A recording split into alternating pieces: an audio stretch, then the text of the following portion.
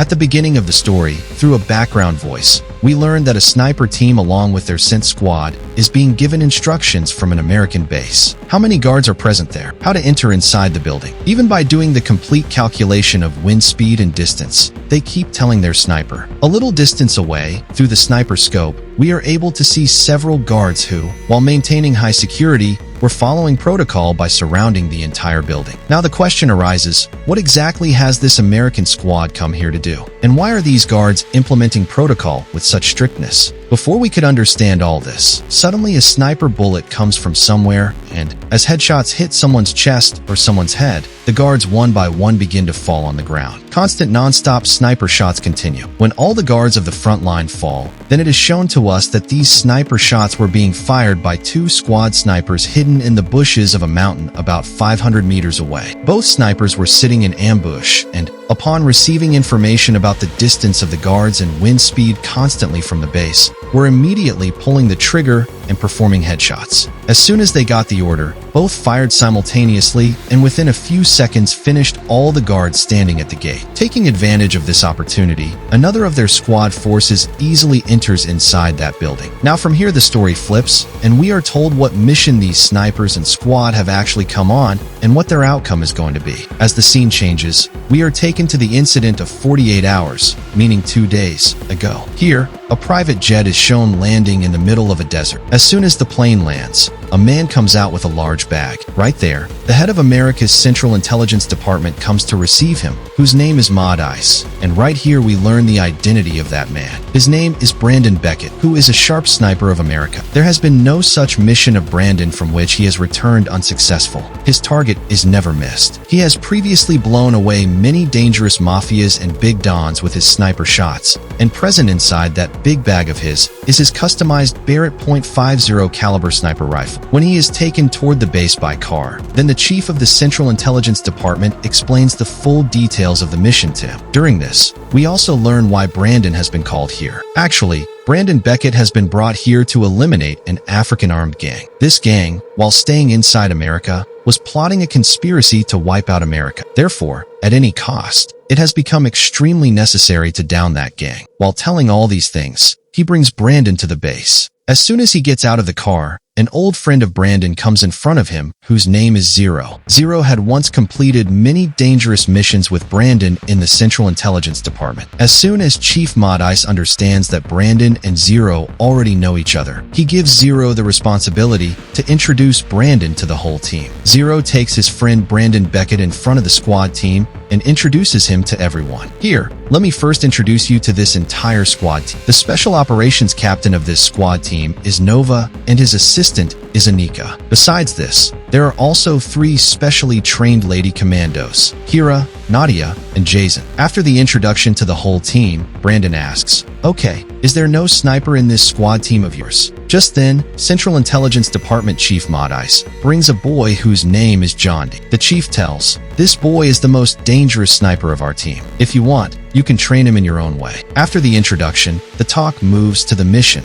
Lady Commander Anika prepares a full 3D map and shows the roadmap to the team. Through the map, she tells that the main suspect of this mission is a terrorist of America whose name is Riker Kovala. But before reaching there, they will have to face a rebel armed army. Besides this, Riker has his security gang for gang, which gives him 24-hour protocol security. Chief Mod Ice tells that the mission will have to be completed in total darkness because there is so much security and rebel army there that if they get even a little suspicion, then dealing with them will become impossible. That is why the mission's execution plan and the roadmap of the entry into the hideout are also explained to the team. The next morning, their tough training session begins. There, Brandon Beckett calls John D, puts a sniper rifle in his hand, and says, "Show me by hitting the target in front of me." John D picks up the sniper and, with amazing accuracy, takes 3 constant perfect shots. After this, Brandon tests the rest of the team and asks, who can operate which weapon? Someone says they are a shotgun expert. Someone says they are skilled in using an axe. Brandon gives them a task.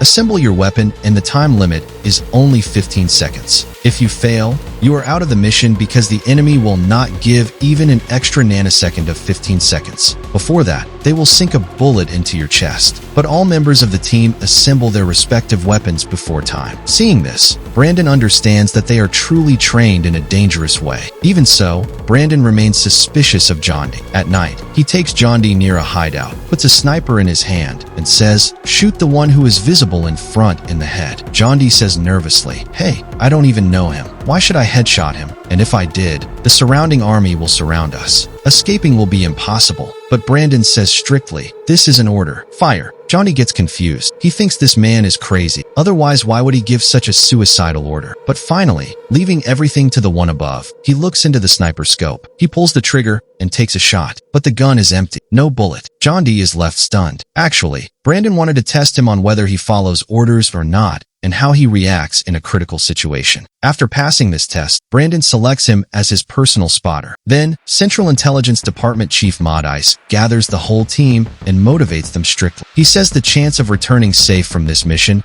is almost zero. Therefore, one must enter this with death along for the ride because in front is the rebel army as well as high protocol security. Breaking that security and killing those rebels to finish the terrorist will not be easy. After all the preparation, the team goes to the dressing room and assembles weapons. They load up, wearing heavy gear, sit in the vehicles. The next day morning, Brandon and John D take positions by setting up the sniper in the bushes of a hill about 500 meters away from the African gang's hideout. The rest of the commandos start moving slowly from the front line toward the hideout. And this is that scene which you saw at the beginning of the movie. Brandon Beckett and John D, hiding amidst the grass, load their snipers and wait for the final order. And inside, their remaining squad team, watching the CCTV cameras, starts neutralizing them one by one. Slowly, they keep entering inside. After a while, as soon as Brandon, sitting outside, gets the signal, his sniper pulls the trigger and he starts blowing away every single guard present there one by one. Seeing Brandon, his spotter John D says laughing, "Boss, you alone will finish everyone. Let me do 2 or 4 as well." Upon getting the order, John D also starts picking up targets with his sniper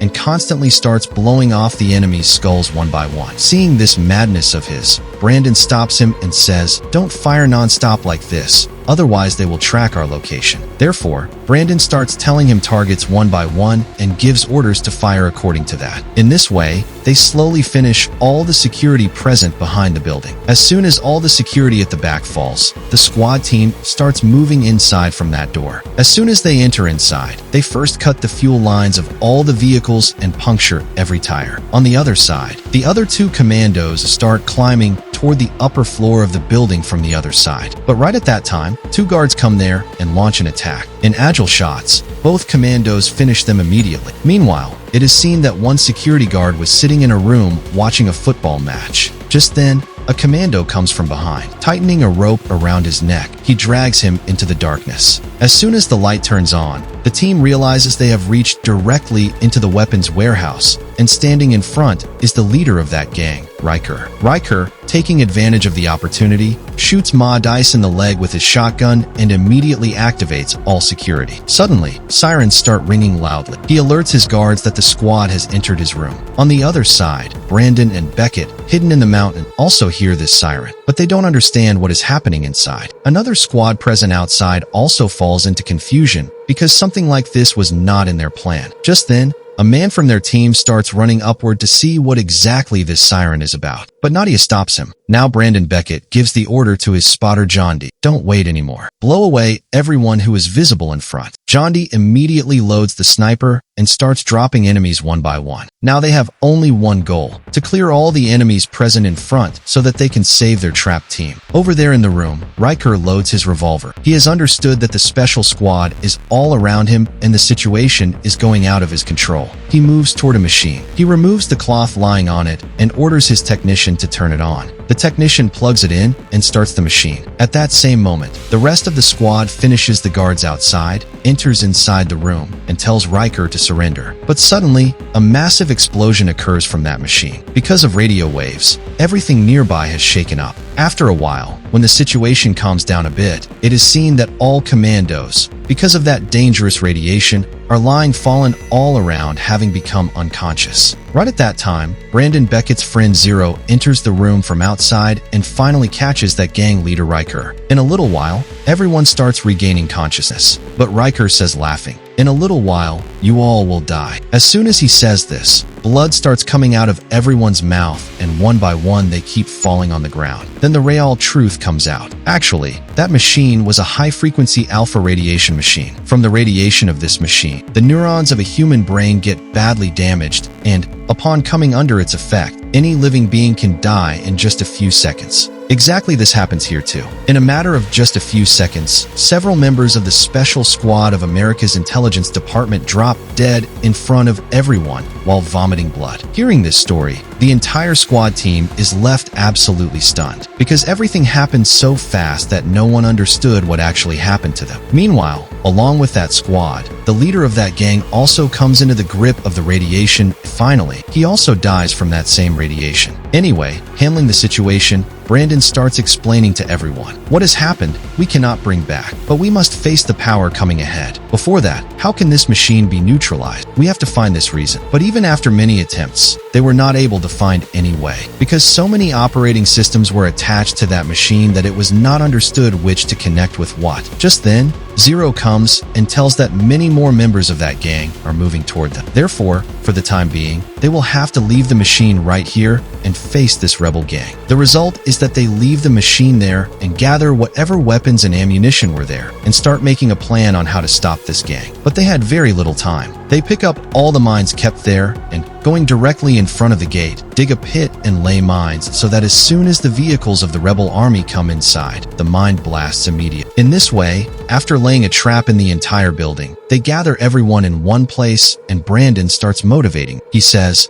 "The enemy you are going to fight now is equal to death itself. Therefore, assume that you are already standing in front of death. Now, leaving the attachment to life, fall upon your enemies with full strength." After this, he seats John D in the sniper's nest and says, "John D, this is the last mission of your life, and right here you have to prove that you were the best sniper." Saying this, he hands the sniper into John D's hands and himself moves forward from there. After this, all people, taking positions in different places, hide themselves and sit and wait. Everyone just starts waiting for when those rebel army people will come inside. In a little while, John D alerts everyone that several trucks are moving toward them. As soon as the signal is received, everyone, by assembling their respective weapons, gets ready for the encounter. Here, as soon as the rebel army's vehicles enter inside by breaking the gate, suddenly from the blast of the mines, their vehicles fly in the air. Then the rebels understand that the enemy is already sitting ready here. Therefore, they do not bring the vehicles inside and get down one by one. Now hundreds of rebel soldiers start moving toward the inside. To give cover to the atmosphere, John D throws smoke grenades from above so that the whole area gets covered with smoke. From the middle of this smoke, tremendous firing starts toward them. From above, John D targets the enemy's heads one by one with his sniper and blows off their skulls. On the other side, Zero keeps firing constantly with his heavy rifle. The rebels were not able to understand from which direction the bullets were coming. Bullets were raining from all four sides. Meanwhile, some people of the rebels surround Nadia of the squad. Carrying axes and heavy daggers in their hands, they move toward her. But Nadia was no ordinary person either. Being a specially trained lady commando, she immediately throws away her body armor and takes out two Chinese axes from behind. Then her deadly strike begins. Nadia rips the enemies apart with those axes. When a man tries to run away, she strikes the axe straight into his head. Over there, the rebels also track John D and turn the machine guns from their vehicles toward him. Rapid fire begins. To save John D, Zero and Anika fire back from the other side. Meanwhile, Brandon runs and reaches John D, and the fight becomes even more intense. The rebels again reload their machine guns and prepare to fire towards Zero. Just then, Brandon targets the enemy's RPG shells directly with his sniper. In a single shot, a massive explosion occurs and the whole area trembles. Meanwhile, Anika faces an African female assassin. In a fierce fight, she pierces Anika's ear. But Anika, seeing the opportunity, takes out a knife from her pocket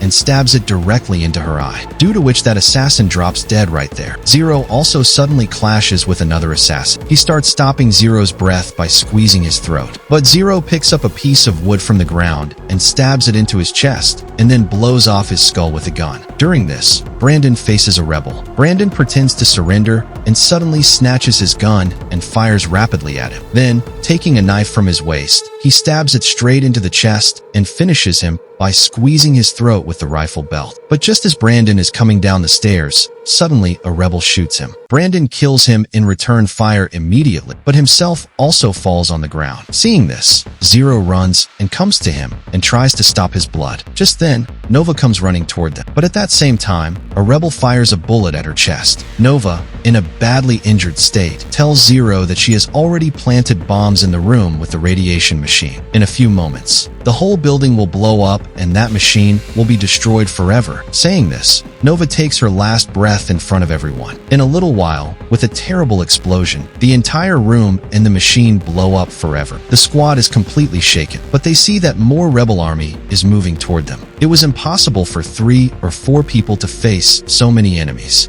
Just then, suddenly smoke grenades are thrown from all around and a shower of bullets starts happening on the rebels. When the smoke clears, Zero and Brandon see that someone else has attacked. Brandon's old friend Captain Paz and Sergeant JD. They were Brandon's closest companions and at this time had arrived as if becoming angels. Their team finishes the entire rebel army and saves the squad. At the very end of the film, we see Brandon alive. After completing the mission, he comes to take leave from his companions. He shakes hands with everyone, and Junior Sniper John D says to him that he too will become the best sniper like him one day. Brandon, saying goodbye to everyone, returns to his country, and right here this movie ends.